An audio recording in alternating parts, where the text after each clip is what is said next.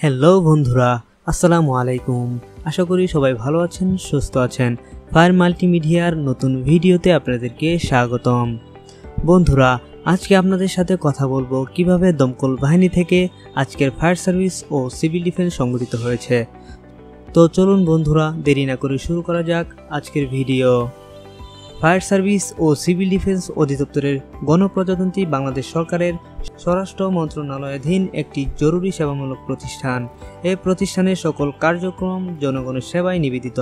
তৎকালীন ব্রিটিশ সরকার অবিভক্ত ভারতে 1939-40 সালে দমকল পরিষেবা সৃষ্টি করে। বিভক্তিকালে আঞ্চলিক পর্যায়ে কলকাতা শহরের জন্য কলকাতা ফায়ার সার্ভিস এবং অবিভক্ত বাংলার জন্য বেঙ্গল ফায়ার সার্ভিস সৃষ্টি করা হয়। 1947 সালে এই অঞ্চলের দমকল পরিষেবাকে পূর্ব পাকিস্তান ফায়ার সার্ভিস নামে অভিহিত করা হয়। অনুরূপভাবে দ্বিতীয় মহাযুদ্ধের সময় ভারতে বেসামরিক প্রতিরক্ষা বিভাগ প্রাথমিক পর্যায়ে এয়ার রেইড প্রিকুয়েশনস অর্থাৎ এআরপি এবং পরবর্তী পর্যায়ে 1951 সনে আইনি প্রক্রিয়ায় সিভিল ডিফেন্স পরিদপ্তর সৃজিত হয়। কর্মব্যবস্থাপনার লক্ষ্যে সড়ক ও জনপথ বিভাগের অধীন রেস্কিউ বিভাগ নামে একটি বিভাগ সৃষ্টি হয়।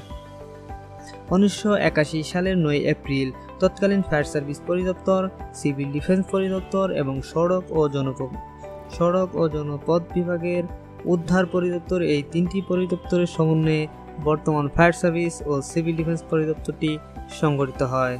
তো বন্ধুরা, এই ছিল আজকের ভিডিও। তো ভিডিওটি যদি আপনাদের ভালো লেগে থাকে অবশ্যই ভিডিওটি লাইক, কমেন্ট এবং সাবস্ক্রাইব করতে ভুলবেন না। আপনার একটি সাবস্ক্রাইব আমাকে পরবর্তী একটি ভিডিও বানাতে উৎসাহ যোগাবে। তো আজকের মতো এখানেই বিদায় নিচ্ছি।